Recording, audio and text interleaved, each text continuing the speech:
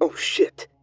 The final words the cup heard as it fell to the ground after sliding across my desk, having been hit by a careless and forgetful hand. Specifically, my hand. I always put my cup of water to my left as I sit down, but on this particular day, I had placed it on my right. A seemingly small, insignificant decision, which would have no impact on anybody's day whatsoever, unless you instinctually assume the space to your right is empty, as it usually would be, and therefore allow your mind to ignore any object that may be there, which is exactly what I did. I looked down. I heard no impact hit the floor, nor did I see anything there. The motion of movement hurtling downwards seemed to have fizzled from existence as I paid attention. For a moment, I almost considered that it may have been a false movement from the corner of my eye, a fault of the mind's design, seen every day by everyone. But no, I had definitely felt and heard my hand hit something. A simple glance at my desk, both sides, confirmed my cup had left the surface. I stood up, checking under the desk. When that yielded no change, I took a peek under my chair. No cup, no puddle, nothing. A certain unease crept into my senses. It felt like trying to name a song and having the lyrics just on the tip of your tongue, or walking into a room and suddenly forgetting why you're there. I was holding this cup just a moment ago. I should be able to reach out and pick it back up. I know I should. Yet here, at my desk, teetering on the edge of unexplainable, my cup wasn't there. It was, then simply wasn't. What do you even do at that point?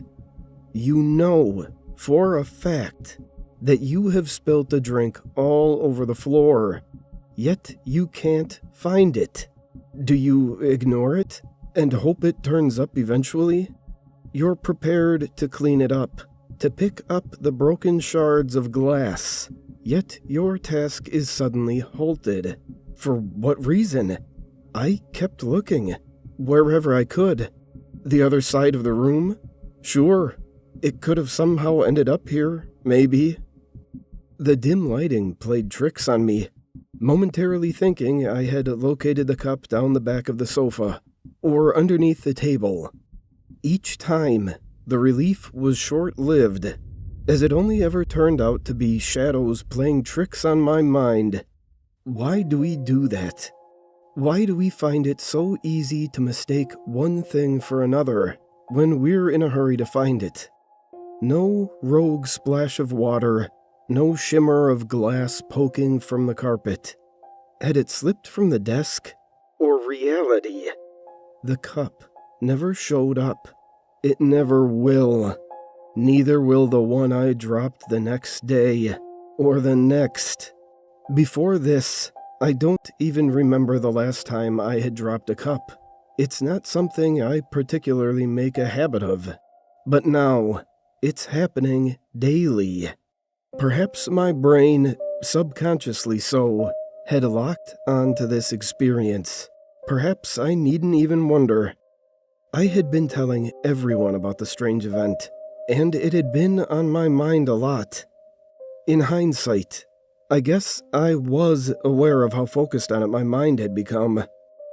Each time, the cup disappeared, just as it had the first time.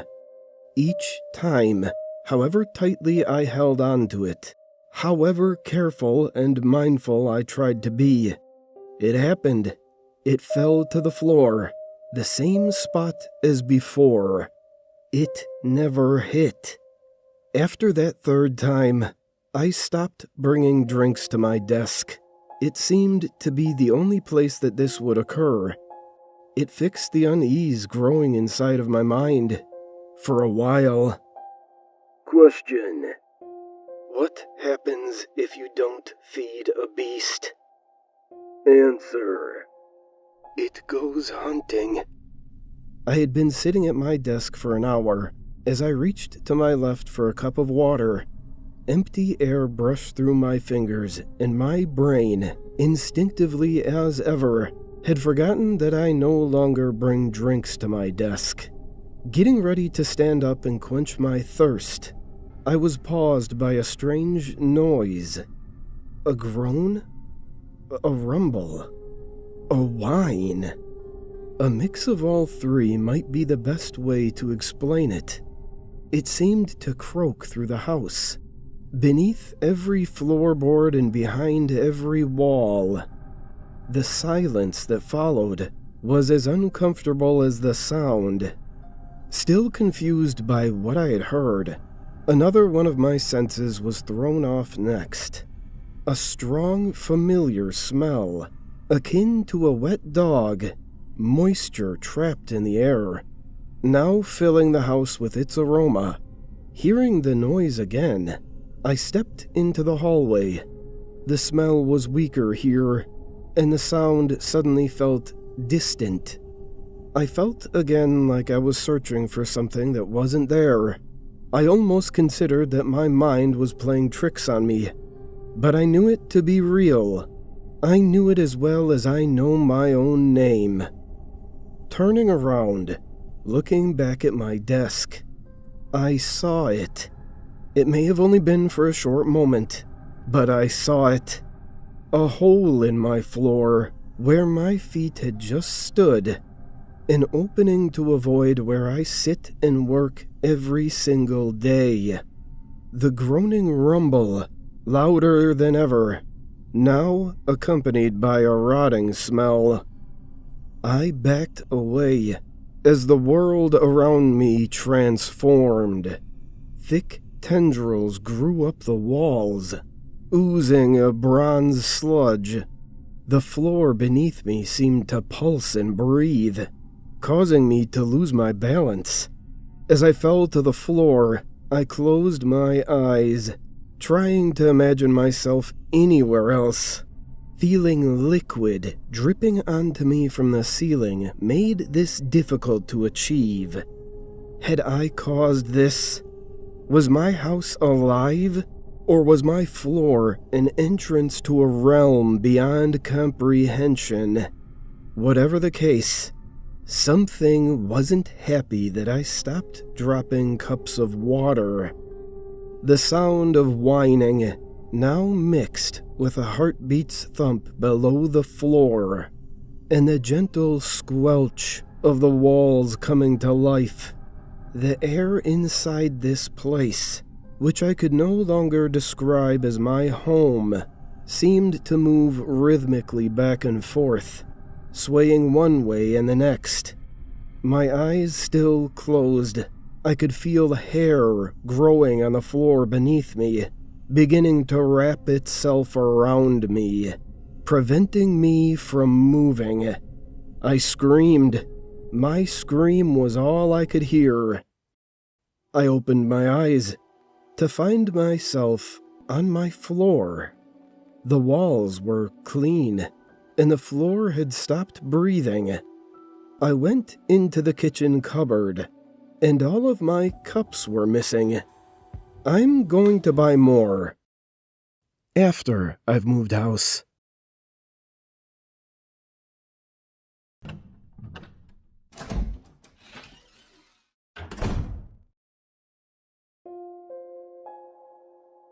My life is not what you would call privileged. It has been one of endless work and sacrifice. Born into a life of slavery, my life has never truly been my own. My time has always been dictated by others, when to eat and sleep, when to rise and when to rest. Very little of my day could I ever call my own. Still, it could be worse. I am far more fortunate than others, the bastard child of a pharaoh and his handmaiden.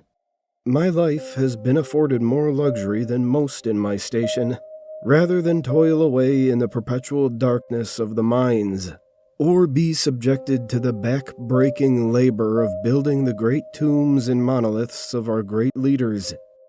My job is to tend to the personal stallions of the pharaoh, as well as his numerous other household creatures, feeding, bathing, cleaning stables.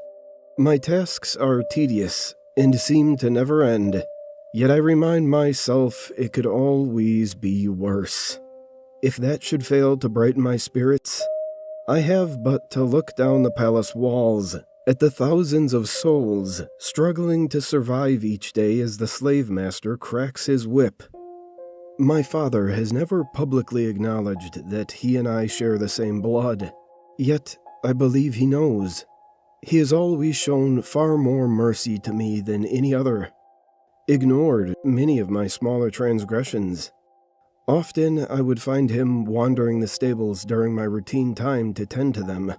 We would converse for lengths of time, forming something akin to a relationship, something I never witnessed him do with any other servant in all my years in the palace. As I aged, more of my father's face began to show in mine. I never boasted to others who my father was, for fear of reprisal. But by the age of 12, it was practically undeniable. The queen, who I believe had no prior knowledge of her husband's philandering, grew suspicious, then downright outraged.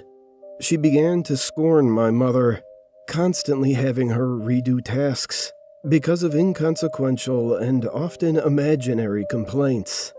On several occasions, she had her chained and whipped for minor infractions. She even went so far as to have her imprisoned for days with no food once. My father had little choice but to stand idly by and let it happen. I do not fault him for this. Any act of interference would have only raised questions better left unasked. Even the Pharaoh of Egypt, ruler of all the lands, a god on earth, must answer to his queen in one form or another. Once the queen had grown weary of tormenting my mother, and my appearance began to take that of my father, her attention shifted to me. Scorned though she was, I believe the queen had a heart, because she was not as vindictive towards me as she had been to my mother. Perhaps she understood that I played no part in the transgression against her and her marriage, that I was nothing more than a byproduct of said transgressions. No, I don't think she was punishing me so much as she was my parents. All of this was nothing more than an inconvenience. The real problem didn't arise for nearly a decade. My father grew ill. The queen summoned the finest healers and holy men in the land, but it was all for naught. The illness progressed, showing no signs of relenting until the pharaoh was nothing more than a shell of his former self. It was clear to everyone in this palace that his time was short on this earth. The pharaoh had a second son. He was born just shy of a year after I was. When we were younger, we often played in the gardens together, but naturally grew apart as we aged, our different stations in life pulling us in opposite directions. To the best of my knowledge, he had never known about our kinship. That was, until my father lay on his deathbed and made his final confession to his younger son. No one was present for the conversation, so I cannot be certain of what was said, but I believe the pharaoh only wanted his younger son to know that he had a sibling. Rather than bring us together, this knowledge only served to drive a wedge between us. The prince immediately began to fear for his legacy, worried that I could usurp the throne from him. The thought had never occurred to me to do so, but as I was the elder son, I was technically within my right to do so. My father died during that conversation. At the time, I thought nothing of it, but recent events have given me cause to reconsider. I am certain that my younger brother killed our king, ending his life before he could tell anyone else. Our pharaoh was laid to rest days later in his glittering sarcophagus, bound tightly in funeral bandages, as he was placed in his tomb among the riches with which to pay for his trip to the afterlife, and several felines to lead him to it. The new pharaoh, my brother, decreed that as his most trusted and faithful servant, I had been chosen to accompany the deceased into the afterlife to better serve him there. All the masses of Egypt cheered, overjoyed at the honor bestowed upon me. Accompanied into the tomb by several guards, I was beaten mercilessly. Barely conscious, I could do nothing but watch through blurred vision as the tomb was sealed, the light becoming nothing more than a sliver before disappearing entirely. I was terrified, but I'd be lying if I denied that the idea of eternity with my father in paradise was appealing.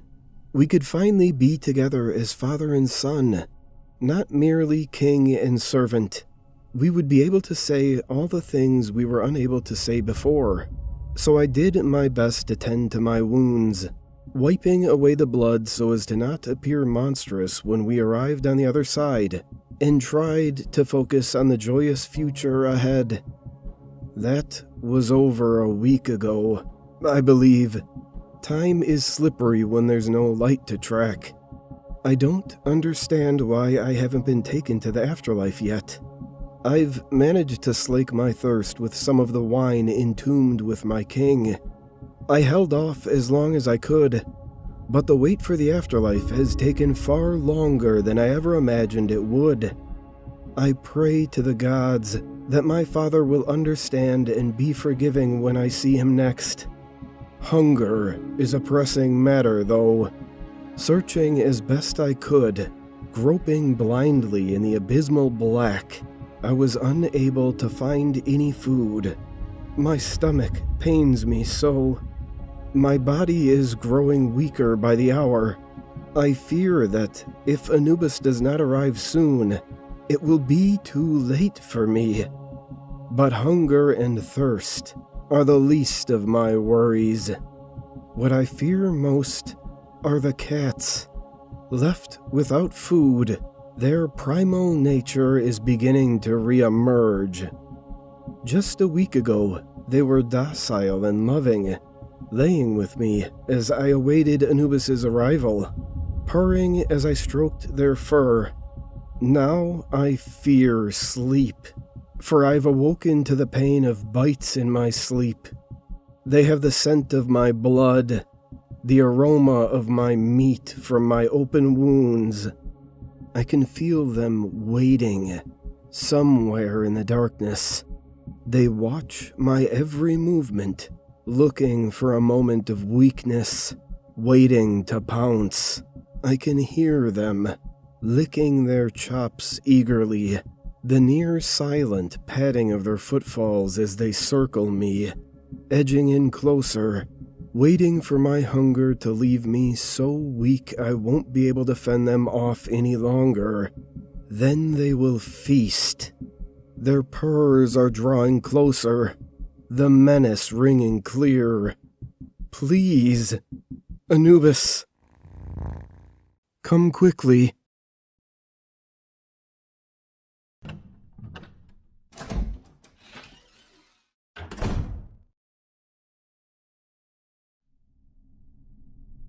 The higher up people live in a building, the safer they feel leaving their windows open.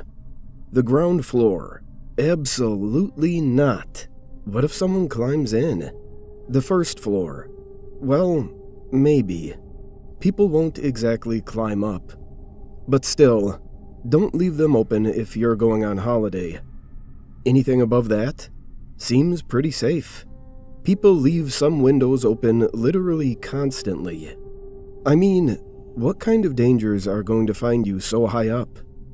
If you live above the 10th floor, You won't want to find out. Leaving a window open could be the most innocent, grave mistake you could possibly make. My warning to you is not about falling from your window ledge. Even windows that are restricted to only open by about an inch are dangerous. If there is the slightest way inside, he will find it. Stories of the thing that hovers circulated when I was a child. Kids would claim that at night they saw something slowly hovering down the street, about 100 feet in the air. They would all have different descriptions of it. A small glowing orb, a creature with red eyes, a dark cylinder. But the stories all hit the same notes. They all looked out their bedroom window at around 3 a.m. They all saw something high in the sky, but not too high. They all immediately felt filled with dread, despite nothing bad actually happening, and had to look away. I have now learnt why. I live on the 11th floor of this student accommodation building. The kitchen is shared with a few other people. I don't really know them that well. We only talk on a need-to-talk basis, although I think a few of them are friends with each other. Regardless, it means that whenever I'm home, I'm in my bedroom. I'm usually awake quite late, whether it be gaming or studying. Usually the former. Last night, I wasn't either, though. I've been stressed a lot lately, and I found myself sitting up in bed, staring out my window. It was cracked open just a bit, to let a small breeze in. I don't know how long I sat like that. It was just relaxing. It was nice to look down at all the people of the night. Some clearly drunk, and others just walking as if it's not the middle of the night. It's that second group I find the most interesting. I find myself making up stories in my head, where they could be going at a time like this, who they are, and whether they do this regularly. At some point, out of the corner of my eye, I noticed something not down below or way up high, something right at my level. It was hard to see it in the dark. I wasn't so much looking at this than I was looking at its silhouette, as it moved in front of the dimly lit windows of the building across the road. The room directly across the street had its light on and the curtains open, and it was the best light source I had. It didn't seem to be any shape to me, more like a cloud of smoke, one that didn't rise, but just moved in unnatural ways. I immediately thought back to the childhood stories of the thing that hovers. It began to get closer to my window, slowly, and slower still, but moving all the same. The whole while, I kept looking behind me, as if something was already in the room. This thing made me feel on edge. I thought once it finally reached my window, I'd be able to see it clearly, to see that my imagination was getting carried away. Oh, it's just a bag in the wind, is what I was hoping to think. Instead, I just found my bedroom window covered. Blackness all over it. It was as if my view of the city became a window into the void. I felt dizzy, and my vision felt off, like looking at it was wrong. Every bone in my body was telling me to look away, but I'm glad I didn't, because I noticed some of the smoke beginning to leak through the cracks of the window.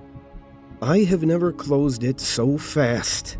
I even locked it, something I never do, because why would you when you live up this high? I felt slightly better immediately.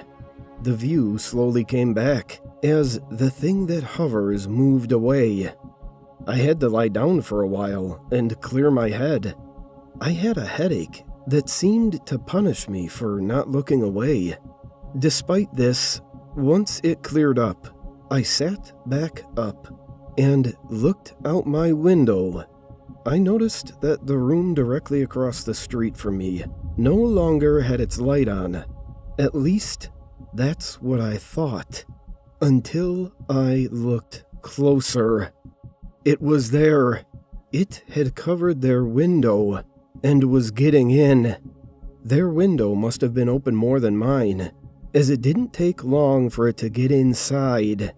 I never saw it leave, because I closed my curtains at that point and didn't look outside again. This morning, people are talking about the man who was found dead across the street. I don't know for sure, but my gut tells me that he must have lived in the room I saw it enter. I haven't told anyone what I know yet. I'm scared to. But I have been thinking today about what this thing is. I think I understand its behavior now. Clearly, it feeds on people. But what if it also hates to be seen? It only travels at night, high up enough to not be illuminated by streetlights, but low down enough that it can still climb inside windows. It always has a different shape for every person, one that creeps them out, not one that scares them. Humans love to stare at things that scare them, but we always look away from things we find creepy.